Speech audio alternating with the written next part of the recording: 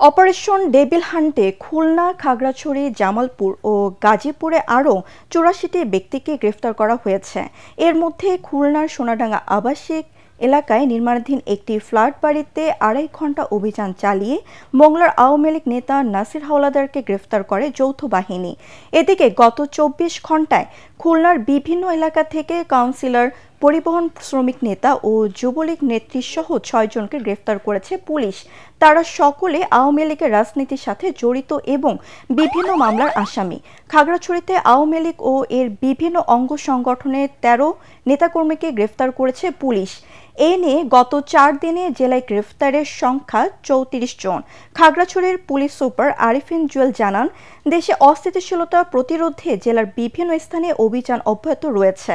জামালপুরে operation devil hunt অভিযানের ৪র্থ দিনে আওয়ামী লীগ ও নিষিদ্ধ ঘোষিত ছাত্রলীগের নেতাকর্মী সহ মোট ৬ জনকে গ্রেফতার করা হয়েছে। এ নিয়ে জেলায় মোট গ্রেফতার ৪৪ জন। গাজীপুর মহানগরে গত রাতে ৪০ জন এবং জেলার বিভিন্ন থানায় ৮ জনকে গ্রেফতার করেছে যৌথ বাহিনী। এছাড়া কুমিল্লায় ৬ জন ও সিলেটে ৪ জনকে গ্রেফতার করা হয়েছে।